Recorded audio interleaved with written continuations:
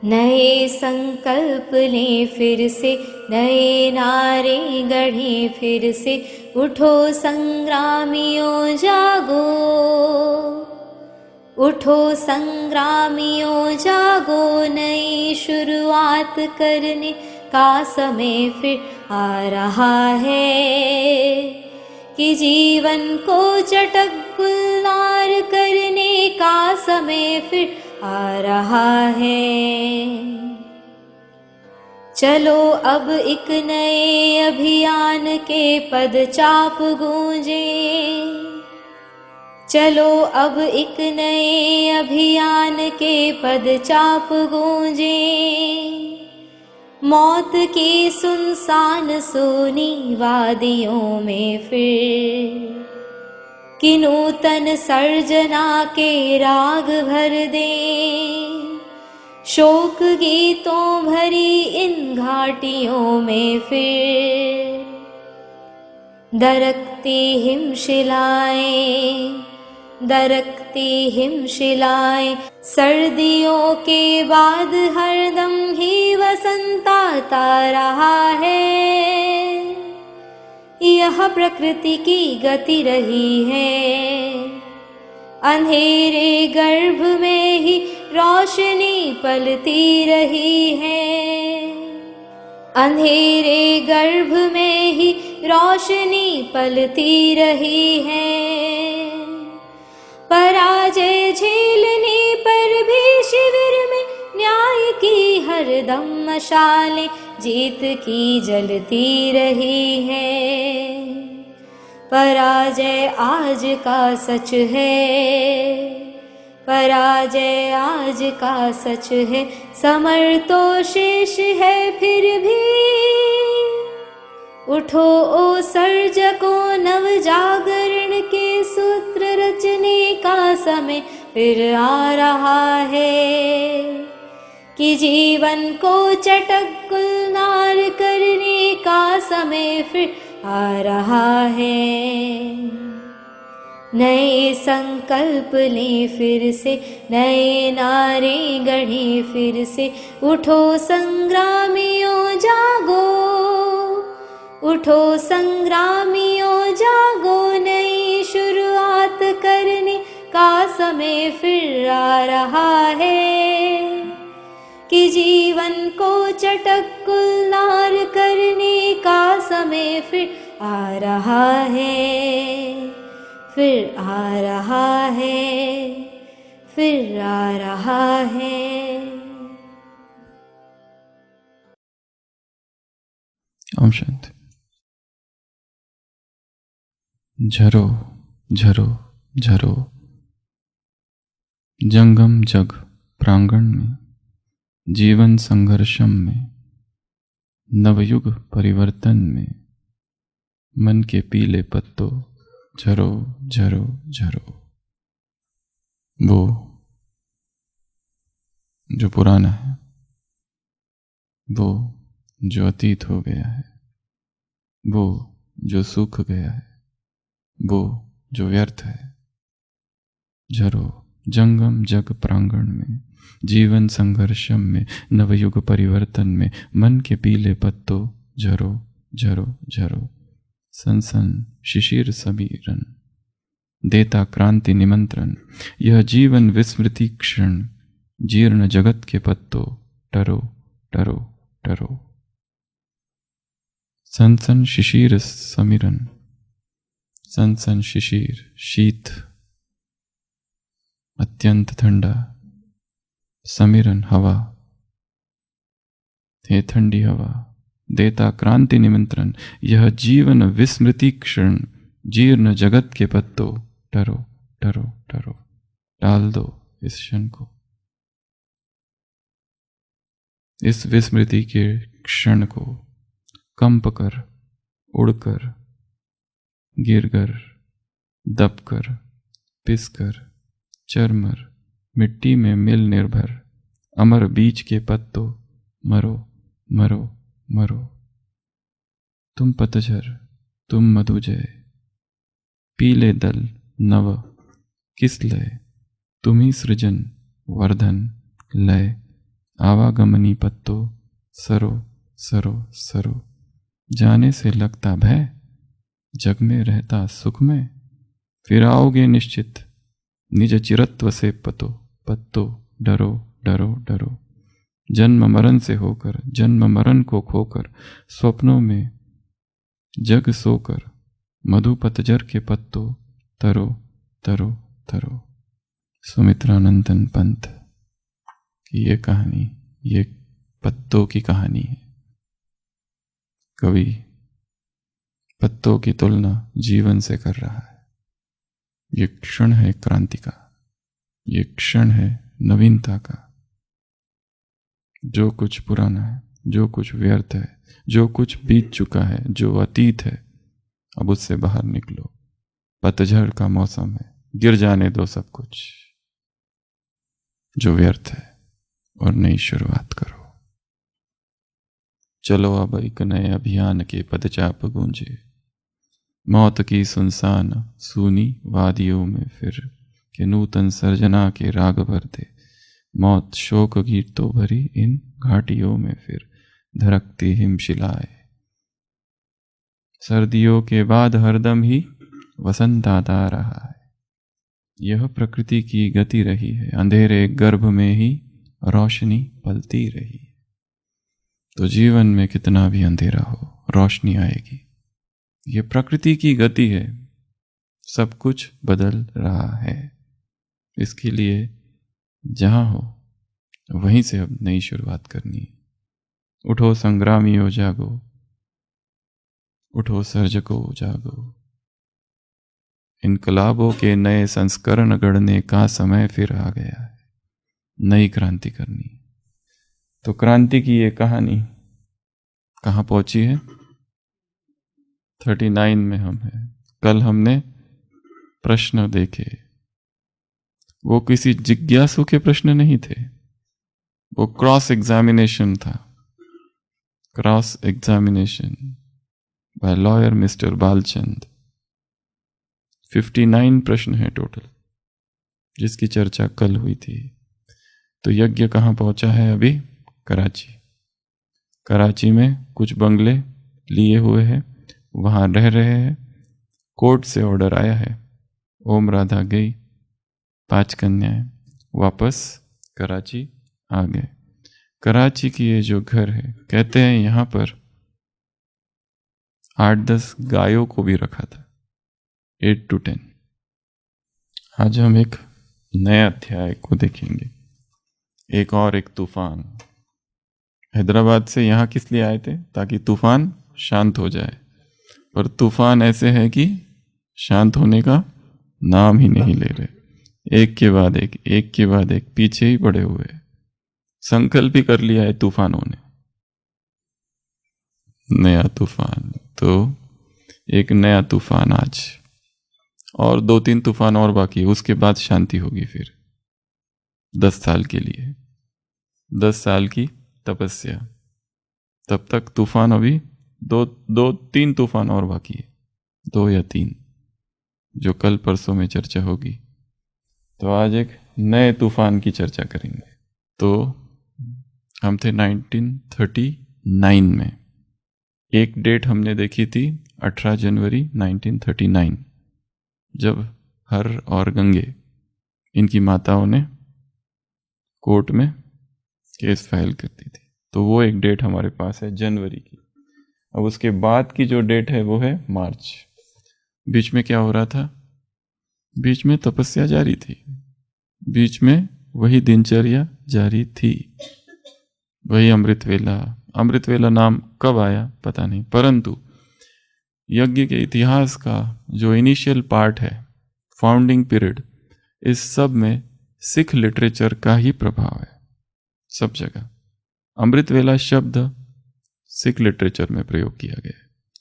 भारतीय लिटरेचर में शब्द है ब्रह्म मुहूर्त। 5 विकार, 5 शत्रु या 5 रिपु, ये गुरु ग्रंथ साहिब के शब्द है। इंडियन लिटरेचर में षड रिपु, 6, आलस और मद वगैरह जो भी है। पर ये सारे जो आते हैं, मुहावरे, कहावतें,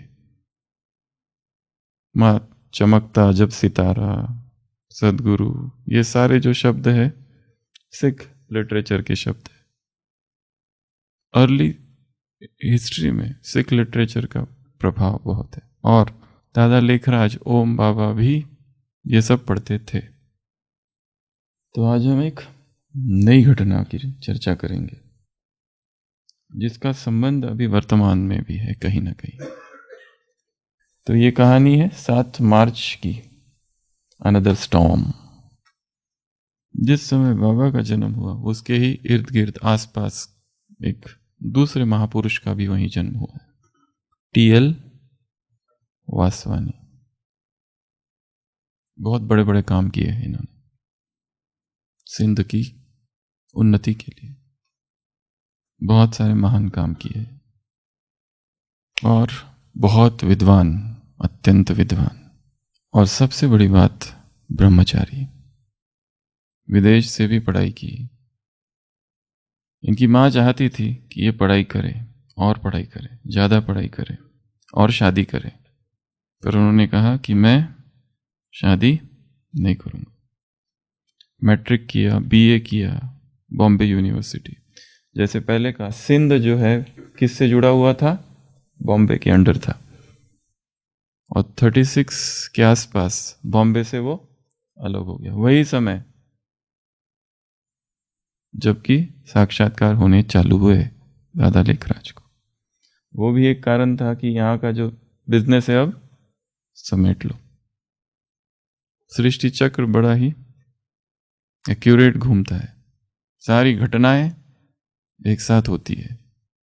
बीए किया, scholarship, DJ Sindh college in Karachi, masters degree की, एमए लिया यूनिवर्सिटी ऑफ बॉम्बे 1902 में। और उन्होंने कहा अपनी माता को कि मुझे अपना सारा जीवन सेवा में लगाना है। माता ने कहा नहीं, तुम पहले और सफलता हासिल करो। उन्होंने मान लिया और फिर वहाँ टीचिंग जॉब का चालू कर दिया यूनियन एकेडमी में। माता जी चाहती थी कि इसकी शादी करे, पर उन्होंने कहा कि मुझे ब्रह्मचारी रहना है। और फिर professor of history and philosophy at metropolitan college in Kolkata.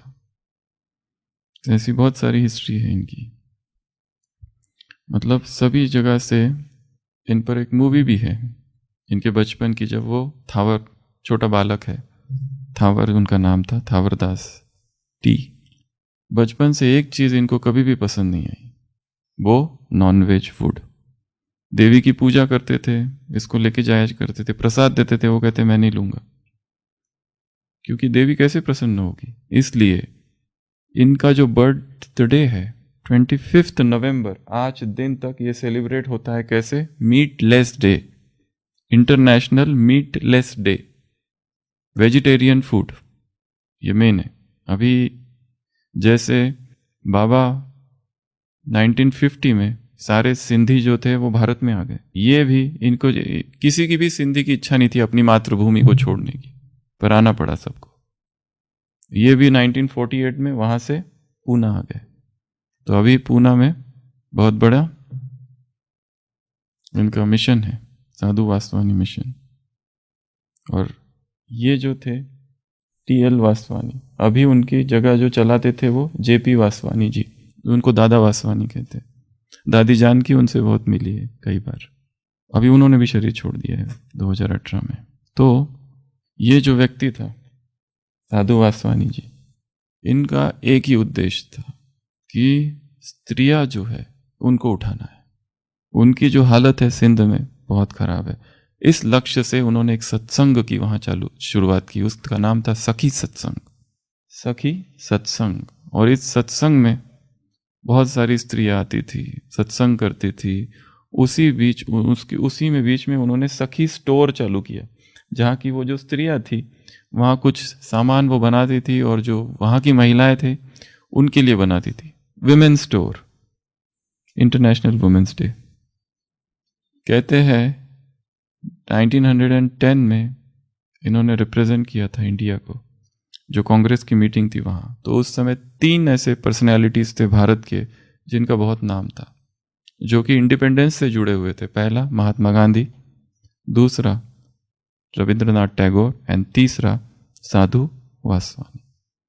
तो बाबा को इनके बारे में थोड़ी आइडिया पहले ही थी, क्योंकि ये रहते थे कहाँ, कराची में, प्रोफेसर थे, बहुत बड़ी बड़ी डिग्रियाँ इन्होंने। और एक बहुत बड़ा काम जो कर दिया वो था Meera school, Meera movement of education इसको कहते हैं। आज भी पूना में सेंट मीरा स्कूल है, स्त्रियों की गर्ल्स स्कूल जो थी, मीरा स्कूल ऑफ एजुकेशन। ये इस पर बहुत उन्होंने कहा, वो 1933 में इन्होंने खोली थी। तो ऐसे ये व्यक्ति कि जिनका लोग बहुत सम्मान करते थे, और इनकी एक ही इच्छा थी। इनका एक वाक्य है, आई हैव बट वन टंग। वो कहते हैं मेरे पास एक ही जबान है। यदि मेरे पास लाखों लाखों करोड़ों जबान होती तो मैं एक ही शब्द दोहराता, केवल गिव गिव गिव, दो दो दो, बांटने से ही बढ़ता है। जितनी विश्व की सेवा करोगे, निस्वार्थ भाव से सेवा करोगे, उतना अच्छा। देते जाओ देते जाओ देते जाओ। अगर मेरे पास मिलियंस मिलियंस जबान होती तो मैं एक ही शब्द कहता, दो दो दो दो दो। तो ऐसे ये महान व्यक्तित्व हुए। परंतु एंटी ओम मंडली वहां भी पहुंच गई है और बार बार इनसे मुलाकात की, बार बार इनको समझाया, बताया कि ये देखो क्या हो रहा है। यहां पर कन्याओं को रिटेन किया जा रहा है। इनका पूरा जीवन का लक्ष्य था स्त्री का उद्धार, स्त्री की मुक्ति। इसके लिए स्कूल खोली स्त्रियों के लिए, उनको पढ़ाते थे, सब कुछ करते थे। और उनको ये बताया गया, आपके स्कूल की जो स्त्रियां हैं ना, अभी कन्याएं, वो धीरे धीरे करके ये जो लेखराज है, ओम बाबा, ये सब अपने इधर ले लेगा, फिर आपका क्या होगा। पर इनकी कभी मुलाकात ही नहीं हुई इधर ओम बाबा से या ओम मंडली के किसी भी व्यक्तित्व से, किसी भी व्यक्ति से। उनको जा जाके उनके कान कौन भर रहे थे, एंटी ओम मंडली। यही उनको जा जाके बताते थे, क्योंकि उनकी भी स्कूल थी स्त्रियों की, गर्ल्स स्कूल, और इधर भी।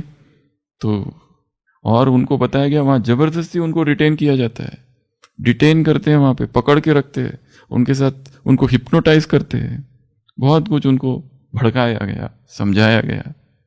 तो वो भी मन में प्लानिंग कर ही रहे थे कि मैं अभी एंटी ओम मंडली ज्वाइन कर लूं। तब दादा लेखराज ओम बाबा, उन्होंने कुछ बहनों को इनके पास भेजा। अगर देखा जाए तो यज्ञ इतिहास में अगर ये पूछा जाए कि सेवा कब चालू हुई तो ये थी सेवा का पहला कदम। ये पहला कदम था सेवा का, कि यहां पर बताया गया कि इनकी जाके सेवा करके आओ। बाद में 5-6 साल के बाद ये जो कन्याएं हैं, इनको अपने अपने लौकिक घर भेजने वाले हैं 5-6 साल के बाद, मतलब 46-47 में कहीं ना कहीं इस बीच। पर ये तो बहुत पहले, अभी तो हम 39 में हैं। तो उनको कहा गया, और किस दादी को कहा गया, चंद्रमणि दादी, 3-4 बहनों के साथ कहा कि इनके निवास पर जाओ और इनको बताओ। तो वो सारी बहनें गई और वो बहुत इंप्रेस हुए, उन्होंने स्वागत किया, और वो चंद्रमणि दादी ने उनको सब कुछ समझाया कि ये ओम मंडली है क्या और यहाँ पर किस तरह का ज्ञान दिया जाता है। तो जिस ढंग से उन्होंने समझाया, और उनके वो पोशाक, श्वेत वस्त्र, वो बहुत इंप्रेस हुए। पर फिर भी उनके मन में था, but what about the belief, मतलब तुम्हारी जो बिलीफ सिस्टम है वो अलग है हिंदू धर्म के। पर उन्होंने उसको भी बहुत डिटेल में समझाया और ऐसे बताया कि जैसे जो बातें उन्होंने बताई, क्योंकि ये जो टी.एल. वासवानी जी है, ये बहुत इंटेलिजेंट व्यक्ति है। उनकी कम से कम कितनी किताबें हैं, सिंधी और इंग्लिश में ढेर सारी किताबें। India region, awake young India, India's adventure, India in chains, secret of Asia my Motherland, builder of tomorrow, apostle of freedom, ये इनकी किताबें है। सारे उपनिषद पर इनकी मास्टरी है। इंग्लिश के प्रोफेसर है, ये बहुत विद्वान व्यक्ति है। 22 साल की उम्र में प्रोफेसर बना है वो। तो पर ये जब हो रहा है तब इनकी उम्र जो बाबा की उम्र है आसपास वही उम्र है इनकी। इनका क्योंकि जो दिखाया है आसपास 5-6 साल का डिफरेंस है। तो उन्होंने कहा व्हाट अबाउट द बिलीफ, तो उन्होंने वो भी समझा के दिया। और बाद में वो जो बहनें थी उन्होंने अपने अनुभव सुनाए कि क्या क्या हमको साक्षात्कार हुए। तो वो इतने ज़्यादा इम्प्रेस हो गए और फिर लास्ट में बहनों ने आमंत्रण दिया कि बाबा लेखराज ओम बाबा आपसे मिलना चाहते हैं। तो उन्होंने कहा ऐसे व्यक्ति से तो मिलना बहुत जरूरी है, मैं तो अभी मिलने को तैयार हूं, चलो अभी चलता हूं मैं, अभी के अभी चलो, मुझे मिलना है। इतनी महान हस्ती इतना महान कार्य कर रहे, क्योंकि वो भी तो वही कार्य कर रहे थे। उनका भी लक्ष्य था स्त्री का उद्धार करना। कहां करना? सिंध में, जहां पे पतन हो चुका है। तो वो जाते हैं उनके साथ, पर उनके जो शिष्य होते हैं वहां वो डर जाते हैं। वो उनको समझाते कि नहीं जाना नहीं जाना। वो कहते कोई नहीं, मैं आ जाऊंगा अभी, और घुसते बाहर निकलते, कार में बैठते। फिर तो सारे के सारे एंटी ओम मंडली वाले और उनके सारे शिष्य घेर लेते। वो कहते हम आपको जाने नहीं देंगे। वो कहते हैं मैं 1 घंटे में आ जाऊंगा, पर उनको 1 घंटे का भी भरोसा नहीं, क्योंकि 1 घंटे में भी कुछ भी हो सकता है, क्योंकि वहां जो जाता है लौट के नहीं आता है। वो बात तो आज तक भी सही है। जो ब्रह्मा कुमारी में एक बार गया वो लौट के नहीं आता है, गया सो गया। इसलिए वो शिष्य, और एक दूसरी बात भी ये है कि वो शिष्य सोचते हैं कि ये अगर गए और ये वहीं रह गए तो हमारा क्या होगा। हम तो इनके नाम से चलते हैं, क्योंकि शिष्यों को भी तो अपना अहंकार होता है कि हम इसके शिष्य हैं। एक शिष्य दूसरे शिष्य से मिलता है तो क्या कहता है? हम उसके शिष्य। वो कहता है तुम उसके हम उसके। दोनों का अपना अहंकार इससे ही तो तृप्त होता है। अगर अपना गुरु ही चला गया तो हमारी पोजीशन क्या रहेगी? वो कार में बैठ जाते हैं, परंतु वो सारे शिष्य और वो सारे लोग उनको बाहर निकाल लेते हैं। नहीं जाने देंगे, कुछ भी हो जाए। सीरियस कंसर्न का टॉपिक है उनके लिए ये, बिल्कुल नहीं, क्योंकि एक क्षण में भी कुछ भी हो सकता है। उनको बाहर निकालते। साधु वासवानी जी वो कहते हैं कि कोई बात, मैं बाद में आके बाबा से मिलूंगा, पर मुझे मिलना तो है ही, क्योंकि ऐसे व्यक्ति से मिलना बहुत जरूरी है जो इतना महान कार्य कर रहा है। और वो चले जाते हैं। फिर ये सारे लोग अपना पुरुषार्थ तीव्र कर देते हैं, एंटी ओम मंडली वाले, क्योंकि मन का किसी एक कोने में जगह बन गई है। सॉफ्ट कॉर्नर निर्माण हो गया। अब कार्य बड़ा तेजी से करना पड़ेगा, क्योंकि जरा भी कमजोरी अगर है तो वो जो कहते हैं ना बाबा, क्या अंश से वंश पैदा हो सकता है। इसके लिए तुरंत पुरुषार्थ चालू किया। देखा, सीखने जैसा है। जरा भी अगर कमजोरी है तो क्या करना चाहिए? पुरुषार्थ को तीव्र कर देना चाहिए एकदम। इतना उनको भड़काया, इतना उनको भड़काया, और इतने न्यूज़पेपर में आर्टिकल छपे गए कि धीरे धीरे धीरे धीरे वो फिर उनके साथ मिल गए। जगदीश भाई ने लिखा है, अगर शायद एक बार भी इनकी मुलाकात एक बार भी बाबा से हो गई होती तो शायद इन्होंने ऐसा कभी नहीं किया होता। एक बार अगर मुलाकात होगी, ओनली वंस, पर वो ड्रामा में नहीं था, ड्रामा में वो पार्टी नहीं था। इसलिए 7 मार्च 1939 वो सारे ओम मंडली वाले हजारों लोग मिल गए और कहां पर आक्रमण किया? ओम निवास, क्लिफ्टन, कराची। यह कराची का पहला आक्रमण था। भयंकर आक्रमण किया, पत्थर फेंके, पथराव किया, खिड़कियां तोड़ी, दरवाजे तोड़ी। कहते हैं कि वो रैम होता है ना, रैम, उसको क्या बोलते हैं? भेड़ा। रैम पता है ना हिंदी में क्या कहते हैं उसको? भेड़ा ही कहते हैं ना। बड़ा सा होता है जो, ये इधर है, हाँ, रैम, रैम को ये होता है ना, इसको क्या कहते हैं? भेड़ या बड़ा होता है वो, मेंढा, मेंढा, यस। ये मेंढे को लेके आए और वो जो दरवाजा है उसको इस मेंढे ने जोर से टकराया और दरवाजा को तोड़ दिया। इसे कहते हैं तीव्र पुरुषार्थ। हम जो करते रहते ना ये छोटे मोटे पुरुषार्थ है, इसलिए तो दरवाजा तो उठता नहीं। तीव्र पुरुषार्थ होना चाहिए, सारा जोर सारी शक्ति 20 नाखूनों का जो एड़ी से चोटी तक का जोर लगा देना चाहिए। नो स्टोन अनटर्न्ड अंग्रेजी में कहते हैं। तो ऐसा मेंढे वाला जोर लगा देना। और जैसे ही वो सारे लोग इंक्लूडिंग टीएल वासवानी दादा, वो जैसे अंदर घुस रहे थे उतने में पुलिस आ गई और वैन में बिठा के सबको लेके चली गई। तो ये सब कब हुआ? 7 मार्च 1939 कराची। एक बहुत बड़ी चीज इसमें सीखने जैसी है, वो है triple filter test. Triple filter test. सुकरात था यूनान में, लोग उसके पास आते थे अच्छी अच्छी जूसी खबरें लेकर, रस भरी, चटपटी, मिर्च मसाले वाली। तो ऐसे ही एक दिन एक व्यक्ति आया सुकरात के पास, सोक्रेटिस के पास, और इतना उतावला हो रहा है, उसको वो बात बतानी है सुकरात ने कहा 1 मिनट, तुम जो मुझे बताना चाहते you will have to undergo ये जो ट्रिपल फिल्टर टेस्ट है ना, इससे तुमको गुजरना पड़ेगा। सबसे पहला, ये जो बात तुम मुझे सुनाने वाले हो ये अच्छी है या बुरी है? वो कहता है वैसे तो खबर कोई अच्छी नहीं है, मतलब अच्छी तो नहीं है, मतलब बताओ। वो बोलते रुको 1 मिनट, ये जो तुम बताने वाले हो ये सही है या गलत है? मतलब तुमने खुद अनुभव किया है कि कहीं से सुनी है? वो कहता है मेरा अपना नहीं है, मैंने सुना है कहीं से। तो कहता है 1 मिनट, सुनाने से पहले वो कहता है सुनाओ, नहीं वेट। तीसरा, ये जो तुम सुनाने वाले हो इससे मुझे कितना फायदा है कि नुकसान है? कहते फायदा तो ऐसा कुछ खास है नहीं आपको। कहते बस फिर स्टॉप। ये है triple filter test. Test of goodness, test of truth, test of usefulness. ये 3 चीजें अगर होगी तो ही मुझे वो सुनाना, नहीं तो मत सुनाओ।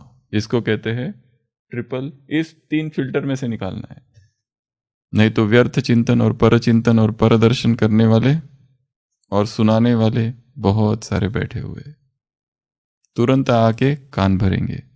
तुमने सुना है क्या? उत्सुकता जागती है। कोई अच्छी न्यूज कोई लेके आता है, इतनी बड़ी न्यूज जो सबको पता है और मुझे पता नहीं। ये भाई की ट्रांसफर यहां से वहां हो गई, क्यों हुई, कैसे हुई, मुझे कुछ भी खबर नहीं, इतना मैं अज्ञानी, ऐसे कैसे हो सकता है? मुझे पूरा डिटेल। योग बाद में करेंगे शाम का, पहले ये इंपॉर्टेंट है। नुमा शाम का योग तो होते ही रहेगा।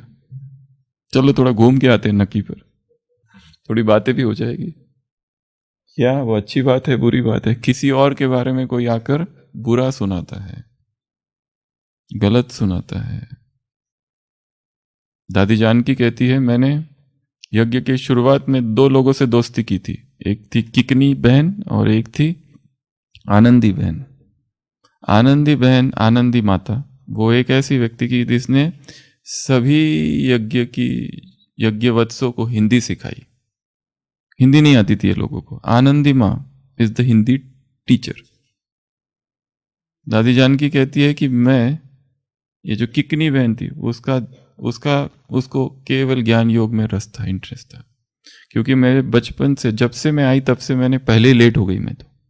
क्योंकि दादी जानकी की एंट्री कब है? कराची में। ये लोग तो पहले ही आ गए हैदराबाद में, इनकी एंट्री इधर। क्योंकि बंधन थे, पति, ये वो, बहुत क्या कुछ ना कुछ हो ही रहा था। वो कुछ कोकर करता था, उस पर निगरानी रखता था, कभी कलकत्ता जाता था, फिर आता था, बीमार रहती थी, ये वो। और आखिर फिर जब उसने कह दिया कि नहीं तो मैं शादी कर लूंगा, दादी ने कहा जाओ कर लो, वो तब बंधन खत्म हुआ। तो ये सारी प्रोसेस में टाइम गया है। तो एंट्री कहाँ है? पहले ही लेट। और हमारी एंट्री कहाँ है? दादी ने पूछा मैं क्या करूं? बाबा ने कहा 12 बार मुरली पढ़ो। दादी ने कहा अगर 24 बार पढ़ू तो लगन, शुरुआत से एक ही चीज का ध्यान रखा है दादी ने, इधर उधर की बातों में ध्यान नहीं देना। दोस्ती ऐसे लोगों से करना, संग ऐसे लोगों से करना जिनका इंटरेस्ट किस में है, ज्ञान और योग में। ये जो आनंदी बहन थी उसको और कुछ अच्छा नहीं लगता था, दृष्टि देती थी सबको, योग युक्त दृष्टि। किकनी बहन आएंगे आगे, तो ये इसी में इंटरेस्ट था। ये उनके दोस्त थे बचपन से, शुरुआत से। तो हमारे भी मित्र ऐसे होने चाहिए जिनके संग हम रहते हैं, जिनको ज्ञान और योग में रुचि है। जिनको ज्ञान योग में रुचि नहीं है वो किस में होते हैं, सेवाओं में होते हैं, केवल सेवा, खाना पीना सेवा। और ये केवल सेवा सेवा सेवा देहभान में लाती, क्योंकि उसके पीछे का आधार ज्ञान योग है ही नहीं। दादी प्रकाश मणि ने कभी पूछा था मोहिनी बहन से, इस विश्वविद्यालय में कितने सब्जेक्ट हैं? मोहिनी बहन ने कहा था ज्ञान योग धारणा सेवा। दादी ने पूछा पहले नंबर का कौन सा है? मोहिनी बहन ने कहा दादी ज्ञान। दादी ने कहा ज्ञान का आधार भी क्या है, पर बिना योग के ज्ञान भी नहीं है। इसके लिए फर्स्ट सब्जेक्ट है योग। जिनको योग में ही इंटरेस्ट नहीं है वो सेवा भी कितनी करे, वो उसमें संघर्ष होगा, उसमें मैं आएगा, उसमें अहंकार आएगा, उसमें व्यर्थ चिंतन चलेगा। सेवा के समाचार सुनाते सुनाते साथियों की कमजोरी का वर्णन करना। 5 बातें बताई थी ना उस दिन मुरली में। व्यर्थ बोल की परिभाषा है, पहला टॉन्टिंग, दूसरा पहला हंसी मजाक लिमिट से ज्यादा, दूसरा टॉन्टिंग, तीसरा न्यूज, चौथा समाचार शेयर करते करते कमजोरियों का भी वर्णन, और पांचवा अयुक्ति युक्त बोल। ये सब चीजें यहां आ जाती है फिर और नष्ट कर देती है। इसके लिए ये बात मेरे काम की है कि नहीं है, पहले ये सुनो। दूसरा, ये सत्य है कि असत्य है। तीसरा, ये कितनी फायदे की है मेरे। अगर साधु वासवानी जी ये सब जिन्होंने उनको भड़काया, वो बहुत, क्योंकि इस तरह से भड़काया कि उनको वो दूसरा पक्ष सुनने का समय ही नहीं मिला, एक ही पक्ष को सुना। हाँ, अगर सुनना भी पड़े तो फिर दोनों पक्षों को सुनो, इसकी भी बात सुनो जो इसके बारे में कह रहा है, फिर इसकी भी सुनो, तो वो जजमेंट इम्पार्शियल होगा। आपको अगर जजमेंट देना है तो, नहीं तो कोई काम ही नहीं है सुनने का। अगर उस पोजीशन में है कि हेड है और निमित्त है कुछ आत्माओं के, और उनके बीच में कलह संदेह ये हो रहा है और हमें निर्णय देना है, तो दोनों पक्षों की दोनों बातें सुननी है, उसके बाद ही कोई निर्णय देना। और निर्णय देने में जल्दी नहीं करना है। जीसस क्राइस्ट कहता है जज not and he shall not be judged.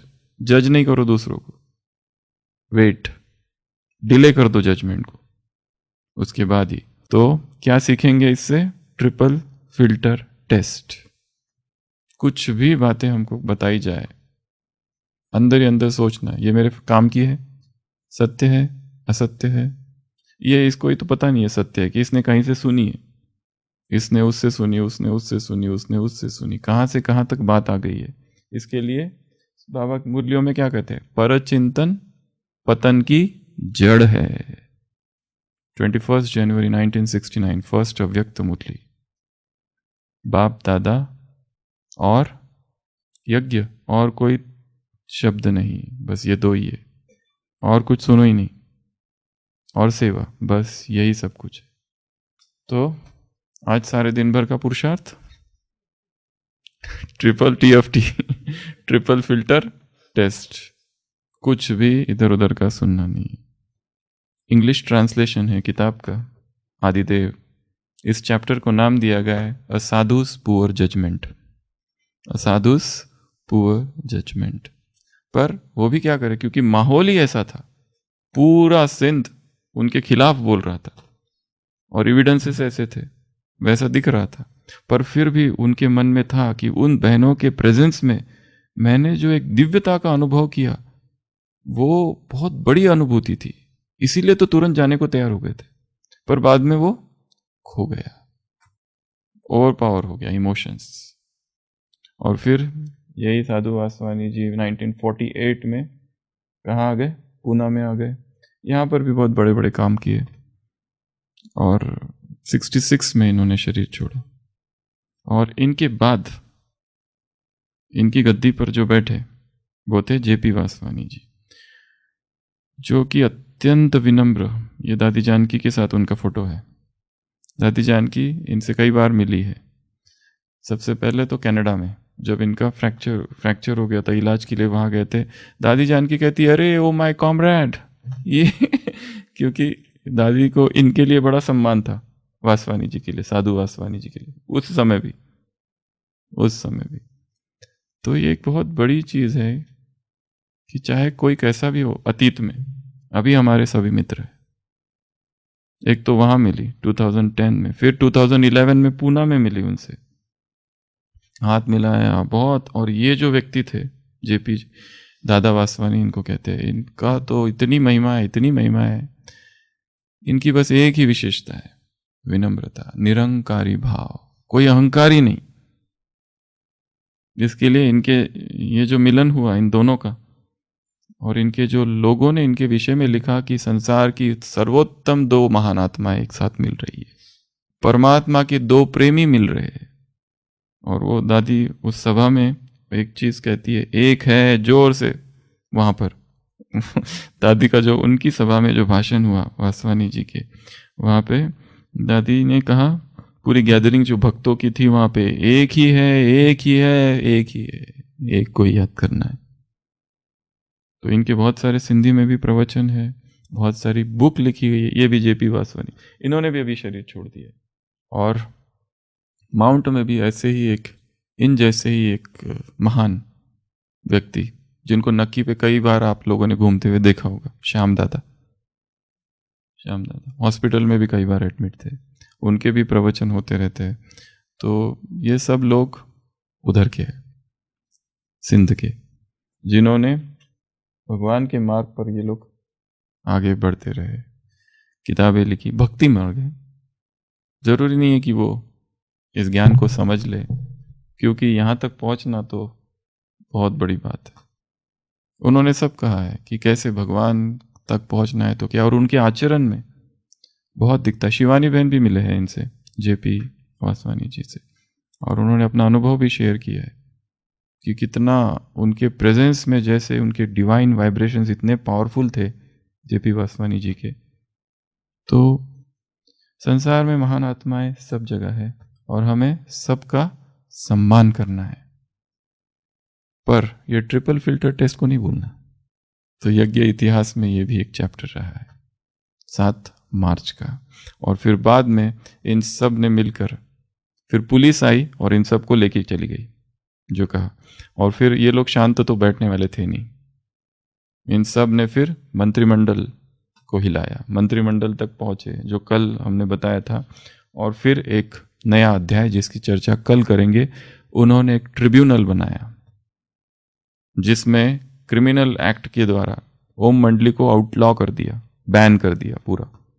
उसके उत्तर में फिर ओम राधे ने वो जो किताब है इज दिस जस्टिस, वो लिखा। 250 से भी बड़ी पेजेस, बहुत बड़ी किताब है वो।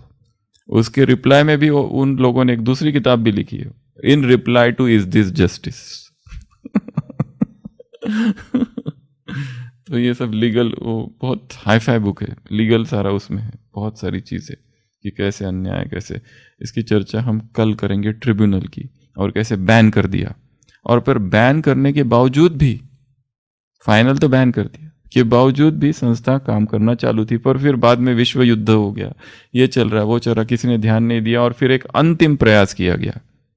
उसके बाद में एकदम सब शांत हो गया इस संस्था के खिलाफ। वो कौन सा था अंतिम प्रयास? एक अंतिम प्रयास, द अल्टीमेट, द फाइनल। सब कुछ कर लिया एंटी ओम मंडली ने, पर एक अंतिम प्रयास किया फिर। ये तो यहाँ पहले तो ओम राधा को कोर्ट में बुलाया, उसके बाद में ये मार्च किया, यहाँ पर पूरा रेड डाल दी, जैसे कि एक रीति से आक्रमण कर दिया। तीसरा वो ट्रिब्यूनल, और चौथा एक लास्ट एंड द फाइनल। उसके बाद में फिर शांति शांति हो गई। अटेम्प्ट टू मर्डर, एक सिख व्यक्ति को दादा लेखराज को मारने के लिए भेजा, वो लास्ट था। क्योंकि सब कुछ कर लिया, अब क्या करें? अब गवर्नमेंट भी शांत हो गई, गवर्नमेंट ने किया, फिर बाद में गवर्नमेंट भी ध्यान देना बंद कर दिया। तो ये सब बात है, फिर वो एक लास्ट अटेम्प्ट किया गया, पर वो जो व्यक्ति आया वही इसके लिए जो कहते हैं ना, ये सही कहते हैं, सूरमा कुछ तो हो जाता है यहाँ आके। जो आया वो मधुबन में, जो आया वो मुश्किल से। महात्मा बुद्ध के पास एक व्यक्ति आता है, प्रकांड पंडित, अत्यंत ज्ञानी। वो कहता है मुझे मेरे प्रश्नों के उत्तर चाहिए, ऐसे मेरे पास 11 प्रश्न है, अगर आपने उत्तर नहीं दिए तो मैं यहां से जाऊंगा नहीं, मुझे उत्तर अभी के अभी चाहिए। महात्मा बुद्ध कहते हैं उत्तर, उसको तो उनको तो पता है किस प्रकार के प्रश्न होंगे। वो कहते हैं उत्तर मैं दूंगा, पर 1 साल तुम्हें मेरे पास रहना पड़ेगा चुपचाप। 1 साल के बाद मैं तुम्हारे सभी प्रश्नों के उत्तर दूंगा। पीछे एक दूसरा भिक्षु बैठा हुआ है, वो पीछे पीछे हंसता है, कहता है बिल्कुल इनकी बातों में मत आना। जो उत्तर तुमको चाहिए अभी ले लो, क्योंकि मैं भी तुम्हारी तरह आया था, आज 30 साल हो गए, मैं फंस गया। ये आदमी कोई साधारण आदमी नहीं है, जो पूछना है अभी पूछ लो। मैं भी ऐसी तरह तुम्हारी तरह आया था, सारे शास्त्र पढ़कर, सारे इधर उधर के, और इन्होंने कहा था 1 साल रुको, आज 20 साल हो गए, और फिर ये पूछते रहते कोई प्रश्न, पर अभी मेरे पास प्रश्न ही नहीं है, इसलिए तुम ये गलती मत करना। वो व्यक्ति रुक जाता है, 1 साल कुछ नहीं बोलता है बराबर। फिर 1 साल के बाद तो वो भूल भी गया कि उसके पास कोई प्रश्न थे। बुद्ध ही खुद बुलाते, बोलो तुमने बोला था प्रश्न, मैं तैयार हूं। वो कहते अब क्या पूछूं, प्रश्न ही खो गए। प्रश्नों के उत्तर थोड़ी दिए जाते हैं, प्रश्न को नष्ट कर दिया जाता है। Questions are not to be answered, they are to be destroyed.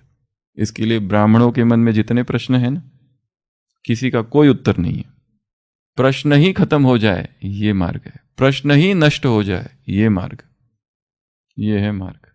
ये कहानी थी साधु वासवानी जी की, T L. Vaswani, J P. Vaswani, Mira school of education, Mira Sakhi Satsang, सखी स्टोर, और TFT, ट्रिपल फिल्टर टेस्ट। और प्रश्न नष्ट हो जाए, किसी भी प्रश्न का कभी उत्तर नहीं मिलेगा, प्रश्न ही खो जाए, ऐसा कुछ करो कि प्रश्न रहे ही न मन में। और निश्चय, और संग कैसा हो, जैसे दादी जानकी ने ध्यान रखा अपने संग का शुरुआत से। सारी बुद्धि किसमें थी, केवल और केवल ज्ञान योग में, ज्ञान और योग में, ज्ञान और योग में, और कोई विचार नहीं। दादी कहती है मुझे बाबा के 4 चित्र निरंतर आंखों के सामने घूमते रहते हैं। कौन से 4 चित्र? पहला, तपस्या में बैठा हुआ बाबा, ब्रह्मा बाबा इन तपस्या। दूसरा, नारायण की तरह अनंत आसन में। ये 4 चित्र मेरी आंखों के सामने घूमते रहते हैं। पत्र लिखता हुआ। तीसरा, पत्र लिखता हुआ, इस पर भी काम करना है, कितना अच्छा अभ्यास है, पत्र लिखता हुआ। चौथा, पहाड़ों पर लेटा हुआ, नशे में खड़ा हुआ या लेटा हुआ, नशे में एकदम। एक तो वो भी है, वो जो कहा कि ऐसा अनंत विष्णु की तरह, नारायण की तरह। दादी कहती है 4 चित्र जो है मेरी आंखों के सामने घूमते रहते हैं, मैं देखती रहती हूँ इनको। तो हर यज्ञ के हर चीज जो हुई है, हर वाक्य, हर घटना, हर इवेंट, उससे कुछ ना कुछ चैप्टर सीखना है। इसलिए कल भी कहा था, इतिहास हम 3 चीजों के लिए, ये सीरीज किस लिए चल रही है? पहला, जानने के लिए। दूसरा, महसूस करने के लिए, फील करने के लिए। और तीसरा, उससे सीखने के लिए। अभी मैं सीखूं, क्योंकि ये सारी घटनाएं अभी चल रही है, अभी भी हो रहा है, अभी भी भड़काने वाले लोग यहाँ पर सब जगह है, ज्ञान योग से हमको दूर ले जाने वाले, पर छोड़ना नहीं है, कुछ भी हो जाए। हाँ, इतिहास, क्योंकि कुछ भी करो उसके हर पॉजिटिव नेगेटिव पक्ष होते हैं, परंतु इतिहास डिटेल में इसके लिए जानना है कि हम उससे सीखें, फिर से वो गलती हमसे। Those who do not read history are condemned to repeat the mistakes of history. जो पढ़ते नहीं है, वो जो गलती वहां हुई है वो फिर से वो दोहराते हैं। इसके लिए हजारों बातें आएगी, पर वो ट्रिपल फिल्टर टेस्ट लगाना मेरे काम की है। कहाँ से सुना तुमने, कहाँ से, वो कितनी सत्य है, और तीसरा, फायदा क्या है मेरा, ये मेरे ज्ञान योग में मुझे आगे बढ़ाएगी क्या? नहीं, तो रिजेक्ट। क्या इससे मेरा फायदा होने वाला है? नहीं, रिजेक्ट। वो चीज जो हमें ज्ञान योग में बढ़ाई, बस उसी को पकड़ना है और आगे बढ़ना है। ओम शांति। नए संकल्प ले फिर से, नए नारे गढ़े फिर से, उठो संग्रामियों जागो, उठो संग्रामियों जागो, नई शुरुआत करने का समय फिर आ रहा है। कि जीवन को चटक गुलजार करने का समय फिर आ रहा है। न उनकी जीत अंतिम है, न अपनी हार अंतिम है। उठो ओ नौजवानों, उठो ओ नौजवानों, इनकलाबों के नए संस्करण रचने का समय फिर आ रहा है। कि जीवन को चटक गुलजार करने का समय फिर आ रहा है। सुनो इतिहास कहता है, सुनो इतिहास कहता है, पराजय झेल कर ही क्रांतियाँ परवान चढ़ती है, नया इतिहास बनता है। अंधेरा आज गहरा है, अंधेरा आज गहरा है, सकल जन मुक्त होंगे एक दिन निश्चित, समय का ज्ञान कहता है। सजेंगे फिर नए लश्कर, सजेंगे फिर नए लश्कर, मचेगा रण महाभीषण। उठो ओ शिल्पियों, उठो ओ शिल्पियों, नव युद्ध के उपकरण गढ़ने का समय फिर आ रहा है। कि जीवन को चटक गुलजार करने का समय फिर आ रहा है। नए संकल्प लें फिर से, नए नारे गढ़ें फिर से। उठो संग्रामियों जागो, उठो संग्रामियों जागो, नई शुरुआत करने का समय फिर आ रहा है। कि जीवन को चटक गुलजार करने का समय फिर आ रहा है, फिर आ रहा है, फिर आ रहा है।